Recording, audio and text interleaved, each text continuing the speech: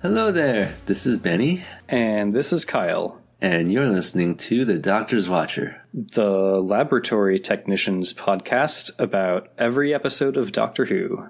The evil laboratory technicians, I suspect. Indeed. Laboratory technicians are sometimes evil. That's true. Sometimes they drain your essence. Not that that's like a spoiler for what might happen in this episode or anything, but... No, of course not. So this is the second episode that we record today, and Kyle let us know some of what he's been up to. Do you have anything else for us today?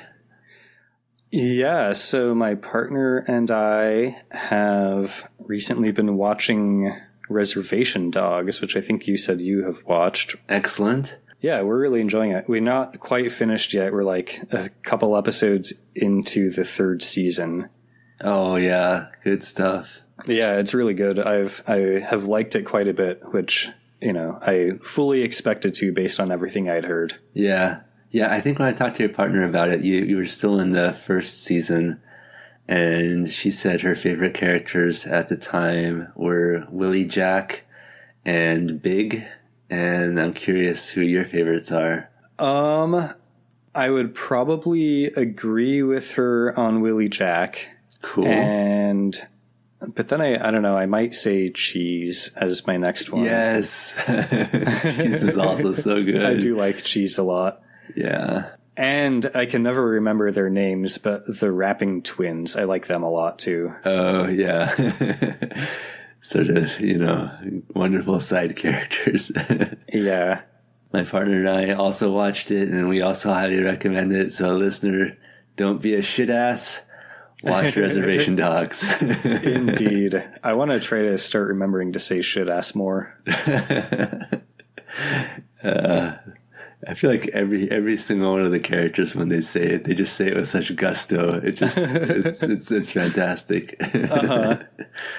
Well, I think it's a good insult because it's not insulting like a race of people or like a gender of people or anything. Yeah, we all have asses and they all shit. Uh-huh.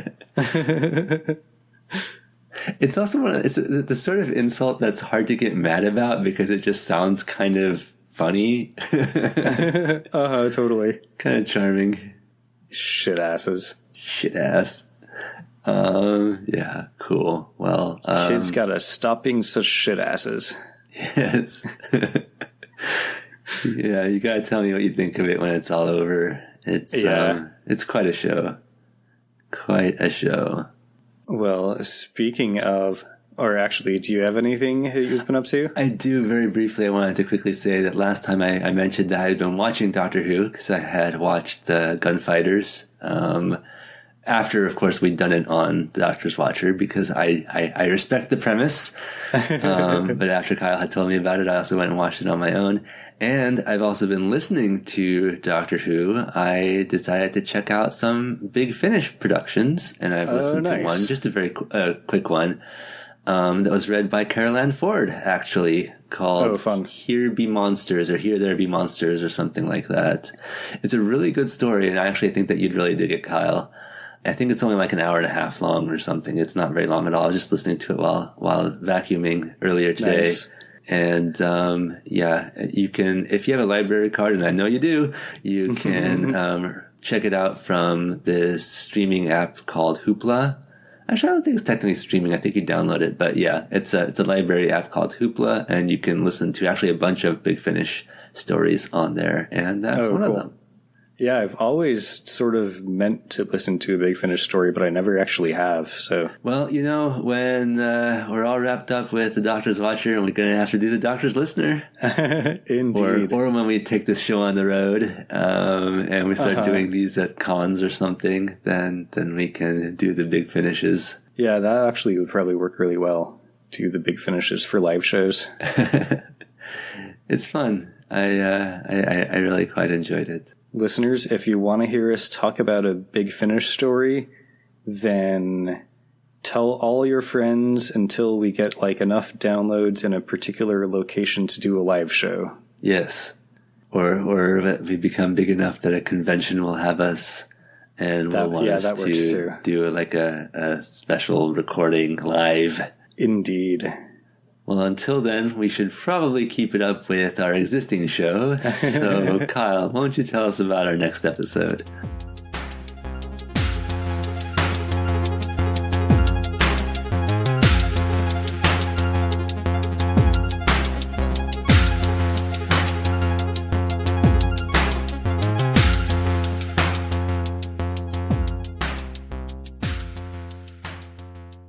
So our next episode today is the 39th episode of Season 3, The Savages Episode 2, which is the second episode of the serial The Less Technological People. Yes.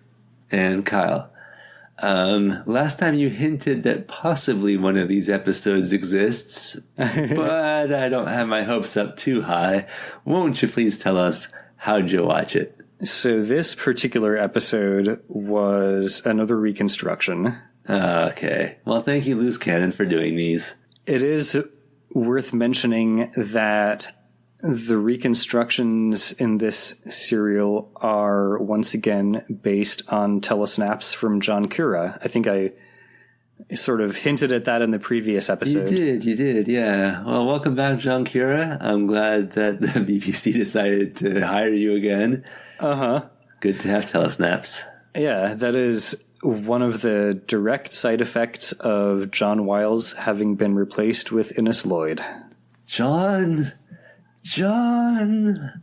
And yeah, thanks to Innes, and thanks to John Cura, not John Wiles. Yes. Yes.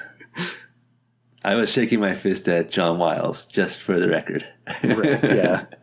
I knew that, but it's good to make that clear on the record. Yes, thank you. Would you remind us of the Cliff Dingler? I would, gladly.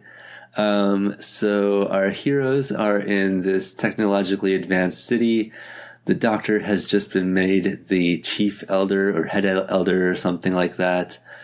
Stephen and Dodo were being given a tour by Flower and someone whose name is not as memorable as Flower, Aldo or something like that. Avon. Anyway, it's not important. Dodo decided to go off and explore on her own. And walking down a dark and creepy corridor, she came across a less technologically advanced person who started advancing on her with raised arms, and Dodo screamed. Indeed.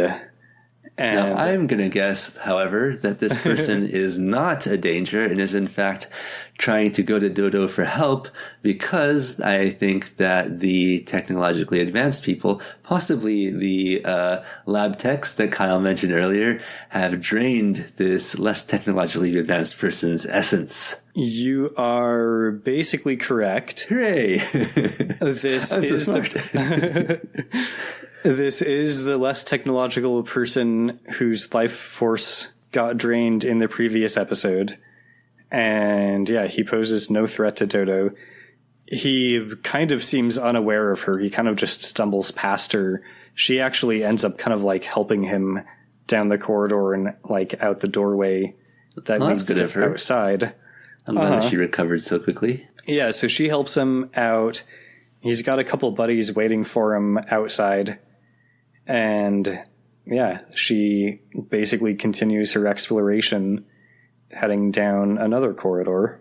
Can I just say that is fucking bullshit, though? And obviously, draining a person's essence already sucks, but not even having the courtesy to show them to the door after you drain them.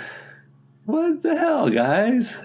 Nanina is in the laboratory now, and she has been strapped to the table, and this large structure made out of glass is lowered down over her. Oh, shit. The laboratory technicians turn the vaporization on. And you know, things are about to get dangerous when they turn the vaporization on. I don't think they're trying to clear up some congestion there. I don't think they're helping out her cough. we see this white mist fill like the whole glass structure that she's inside of. Damn. And, once it's, I guess, sufficiently misty, the technicians start the transfer process and they start reading out numbers as some vats start to bubble. Dang. Screw these guys. Also, is this one of those types of old style shows where you got your male less technologically advanced people and your female less technologically advanced people, and they're both wearing furs, but for some reason the females seem to be wearing half as much as the males?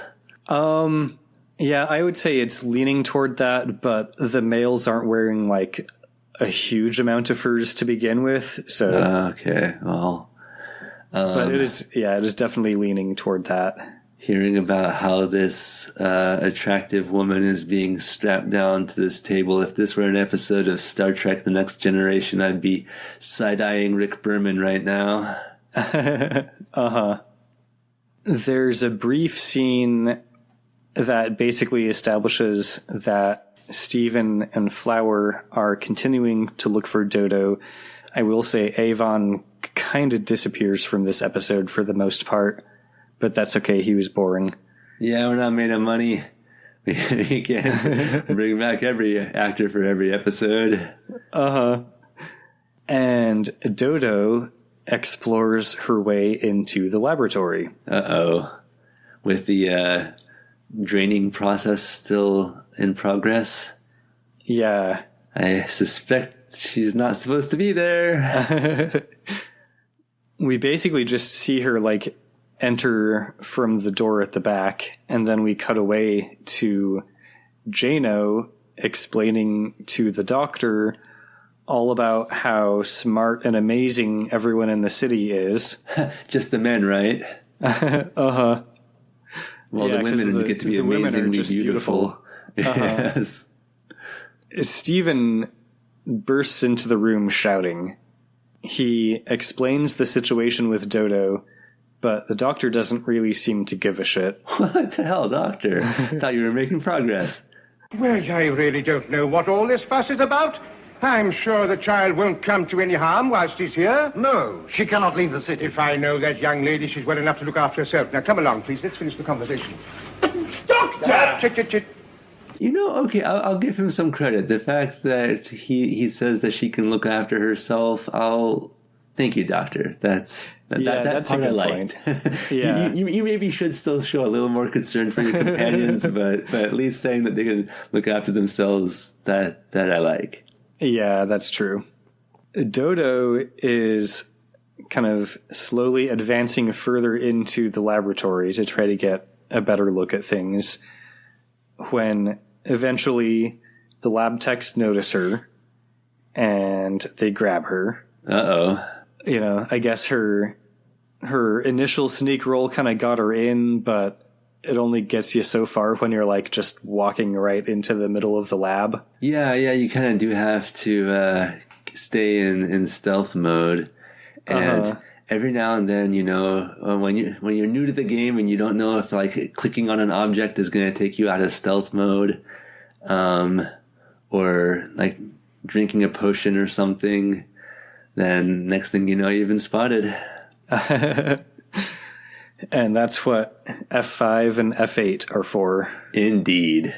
That's quick save and quick load to those of you who... I assume that's Baldur's Gate 3 that you're describing there? Yeah, I feel like it's an old convention from RPGs, but...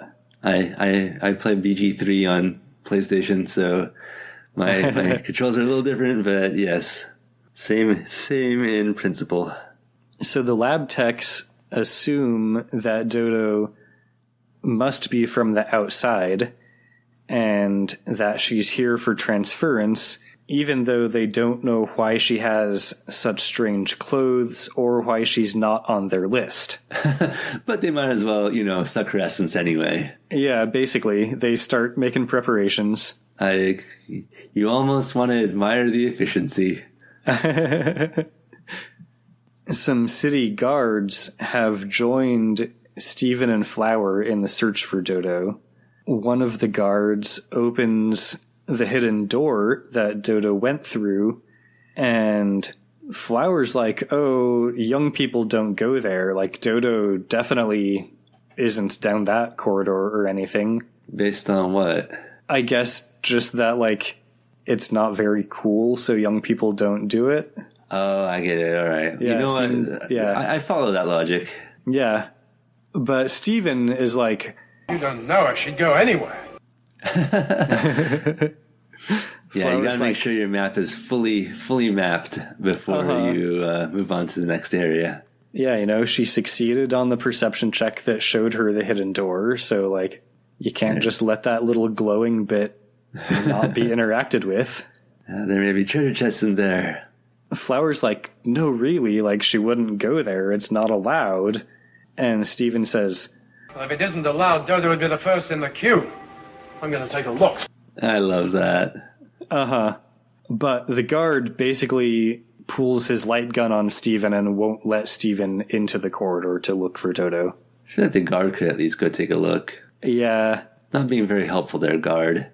The lab techs, meanwhile, are very confused because they are used to the less technological people just submitting to them, and Dodo's fighting back. We're lab techs. We're not trained to handle this level of violence. I suspect that's yet another reference that I lobbed over your head. Apologies, Kyle. That one's from Demolition Man. Oh, nice. Yeah. Although in that one, they're police officers, not lab techs. Steven's guard actually does agree to go look for Dodo, and so he heads off down the corridor. Meanwhile, in the lab, the sort of head person of the lab, Senta, shows up to talk to Dodo, and she finally says that she's with the doctor and, like, is this how you treat your guests and that sort of thing. And Senta's like, oh, you're one of the people from Beyond Time. Oh, very cool, very cool. But also, yeah, good thing Dodo thought to mention that. I always thought Senta's workshop was less ominous and scary for some reason. Well, I mean, he's got to get the energy to create all those toys somehow. That's true. So Steven's guard shows up in the laboratory and escorts Dodo out. And the lab techs at this point remember that they still have the transference process running on Nanina. Yeah, did I leave the oven on? Oh, wait, no, it's the transferal process. So they're like, oh shit, and they rush over and shut it off and, like, you know, take her out of the, you know, glass chamber thingy. She's unconscious, but she's not quite dead or anything. We've been lucky. Make a record of this for her files. It must be some considerable time before we extract any more life energy from this particular subject. Damn, that means that they've just been, like, extracting from the same people over and over again. Yeah, that sucks. seems like These guys suck. Uh-huh. I don't like them, Kyle. Hard drive has failed. All data lost. Templates and mid-rolls must be recreated. Do not be like the Daleks. Back up your data. Also, tell your friends about this podcast and leave a 5-star rating and review. Now, back to the show.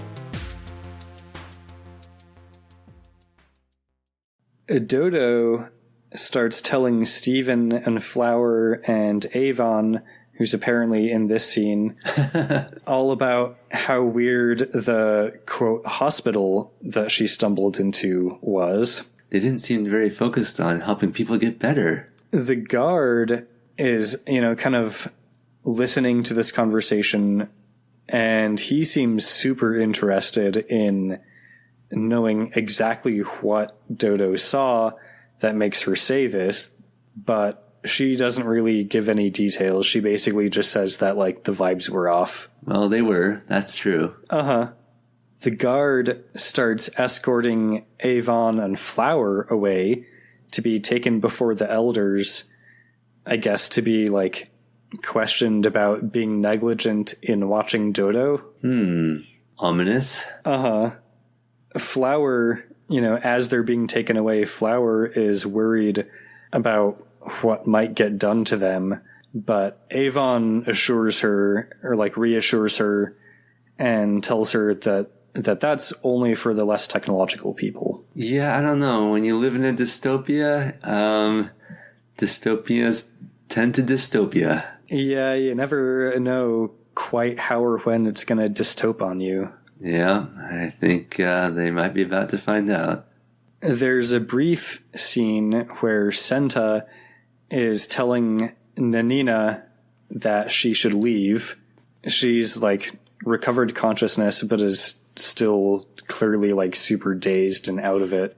So Senta gets a couple of lab techs to basically walk her down the hallway to the exit. I guess they'll do that if you can't walk on your own, but it still seems to me like you should do that every time, but also seems to me that you probably shouldn't be draining people's essence to begin with, so what do I know? Clearly nobody asked me in this civilization.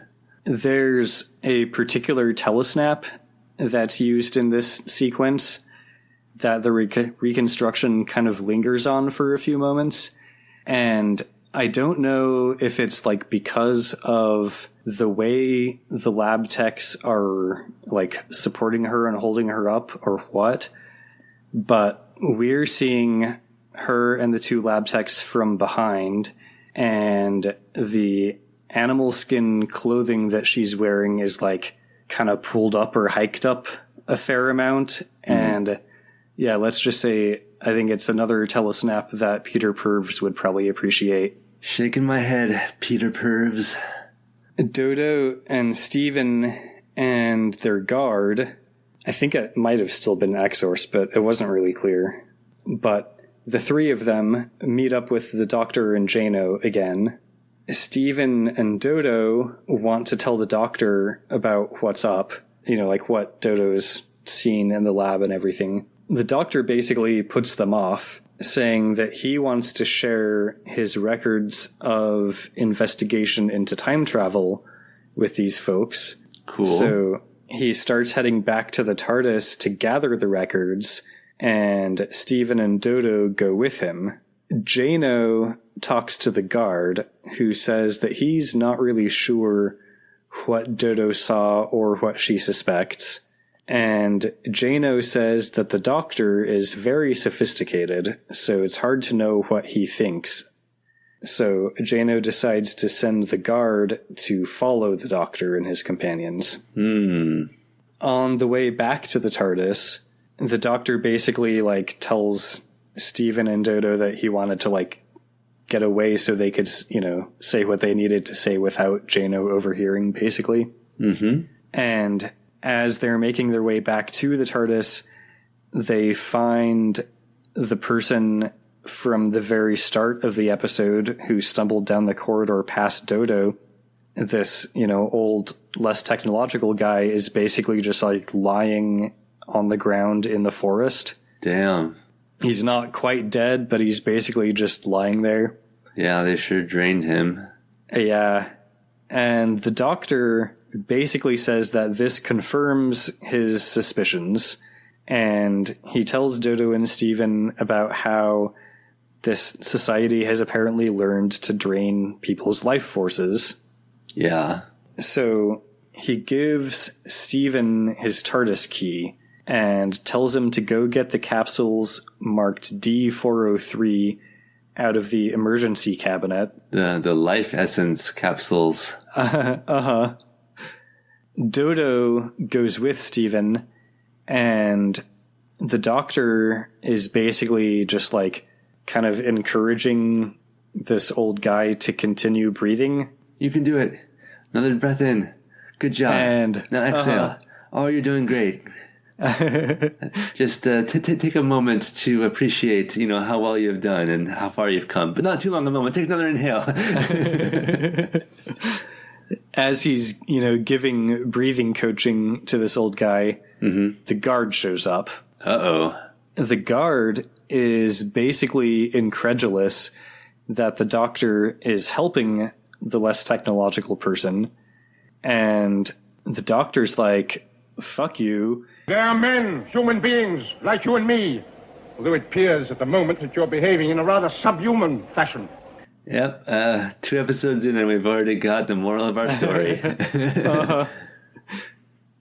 The guard basically pulls his gun out, his light gun, and he escorts the doctor back to the city, and then Dodo and Steven return to find the doctor gone. Yeah. They do feed a couple of these D403 capsules to the less technological person. Do they know the dosages on those? Maybe it's like each of those pills contains enough life energy for a full human being. They feed this guy 5, and then suddenly he's like floating a foot off the ground, and his hair like starts to lift up, and he goes Super Saiyan. They actually, they fed him 1, and then they waited like a moment, and then they're like, oh, he seems better. Feed him another one. That's the way medicine works, right? Listeners, when you're dealing with edibles, especially that you're unfamiliar with, start low, wait like an hour after your first one, and then decide if you want another one or not. Yeah. Go ahead and Google the recommended dosage while you're at it.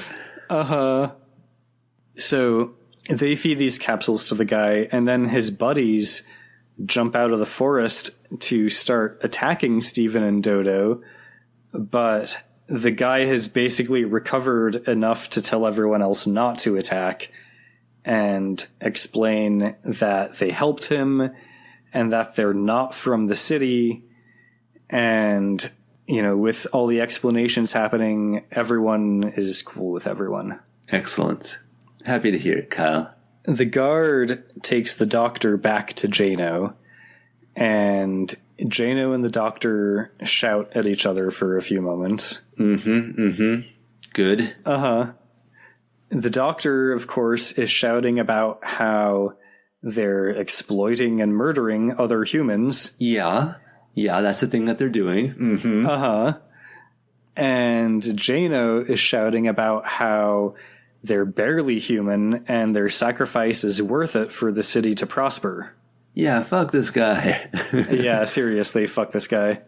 He orders the guard to take the doctor away and to tell Senta that there's an emergency and that Jano will be sending special instructions. Uh-oh, I don't like that. Back outside, Steven and Dodo are basically trying to convince the less technological people to fight back, essentially. Yeah. Stand up for their rights and have a revolution and shit. Okay. Love the energy here, but let's remember that they've got light guns and we've got axes, spears, and drained life forces. Yeah, that too. They're also trying to convince them to help the two of them rescue the doctor. But the less technological people are pretty pessimistic about the whole situation. Can't really blame them. Yeah. And they're not really that interested in helping. Yeah. I'm getting some vibes of the Thals from the original Dalek serial. Yeah, there's definitely some parallels here. The guard escorts the doctor to the laboratory. The doctor's like, oh, very excellent, exactly where I want it to be. I can't wait to observe this experiment. And the guard's like, you are the experiment. That is almost exactly how this scene goes, actually. The doctor's talking about how he is actually interested in all the science, even though he disapproves of the activity. He does actually say that he does not want to witness it. Oh, good. But yeah, then the guard's like, dude, you're not gonna watch, you're gonna participate. Yeah. Senta's like, dude, we've never transferred from such a high form of life before. And the guard's basically just like, oh, cool. First time then. Wow. Uh-huh. Senta continues to object. He says that the doctor is a scientist, but then Jano shows up, and Jano's basically like, You have your orders. See that they are carried out. Damn. Also, I guess this means the doctor's no longer their high elder, huh? yeah, I guess not. I don't remember if he's still wearing the robes at this point. That'd be kind of mean if he was. I guess mean if they took him off him too. Yeah. Just not nice all around. The doctor basically tries reminding them that they haven't asked for his consent for this procedure, and he's not going to give it. Yeah. Isn't he supposed to sign something? Uh-huh. Is this covered by his insurance? They obviously don't give a shit. That's, one possible nice thing about their society is that they don't deal with insurance, just everyone gets healthcare. Well, kind of. But yeah, it's questionable what the healthcare is. Yeah, and when half the people are being drained to put the life energy into the other half, I guess depending on how you look at the U.S. healthcare system, actually, I retract that objection. Yeah, that's fair. So they, of course, paralyze him with their light guns. They strap him down to the trolley. Uh-huh. And they wheel the trolley into place. And the words on the screen say, next episode, episode 3. We're not quite there yet. Okay. They start the vaporization process, and, the mist starts filling the glass chamber. Damn. And they activate the transfer. The bubbles in the vat, are bubbling. They don't really change that much yet. And one of the techs starts shouting numbers from 0.01 up to 0.30 and continuing to increase. Oh, damn. 0.30. They're debating whether or not the procedure is actually working, but then it starts becoming clear that it is working, because the energy reaction is 17 and then 18, then it keeps rising up to 22 and keeps going from there. Wow. We love counting up. The Daleks loved counting down, but I guess counting is a recurring thing. 22. Vaporization is perfect. Everything is working. It's going to be a classic transference. This is our greatest success. 1.5, 0. 26. Man, screw these guys. The lab techs continue to shout numbers. One of them is watching the smaller number go up to 1.50, 2.50, even up to 3.50. Holy crap. While the other number is getting up to 25, 27, up to 30. Who would have thought the old man had so much energy in him? And as they shout numbers, music starts to play and the credits roll.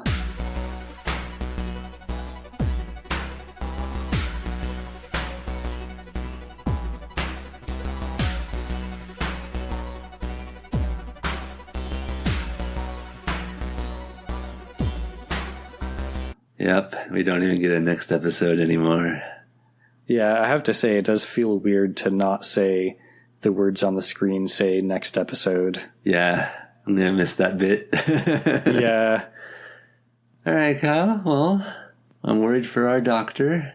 I hope he's got a lot of energy to spare. I wonder if at this point they've already decided that he's not human, and therefore presumably he might have more energy just through virtue of being a Time Lord, or if that's not the case and he just has the normal human HP or whatever. Yeah. Well, we did see in the Daleks' master plan when Sarah Kingdom got like super aged and got basically aged to death, it didn't really affect the Doctor in the same way. So yeah, I don't remember if they actually commented on it at the time or tried to explain it through him not being human, but yeah, I don't think they did really. I think it was mostly uncommented on. Yeah.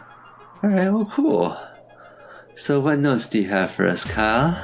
I don't think I have any on this episode. All right. Well, it's an interesting serial. It's a little, I guess, predictable. Moral of the story is slightly cliche, but you know what? We love a good light gun. We love a good dystopia. So true. We're here for the ride. And we'd like to thank s03e39 for the awesome theme music that he made for us. You can check him out on Bandcamp and SoundCloud and email him at circuit.23@gmail.com. And thank you, Kyle, for watching Doctor Who and telling me all about it. And thank you, Benny, for listening to me talk all about Doctor Who. And thank you, listeners, for listening to me listen to Kyle talk about Doctor Who. You can always reach us at thedoctorswatcher@gmail.com or message us on your alphabetical social media app of choice, as long as it's formerly known as Twitter, at the Doctor Watcher. No, just at Doctor Watcher. Right. Yeah, there's no the in that one. Yeah. Anywho. You'll find us eventually. We're on there. We use the same logo there as we do here. Well, don't forget to give us 5-star review on Apple Podcasts and tell a friend, and we'll see you in 2 weeks. We'll see how much of the Doctor's essence is left after 2 weeks. Find out how much those numbers keep going up. Yep. Bye. Bye.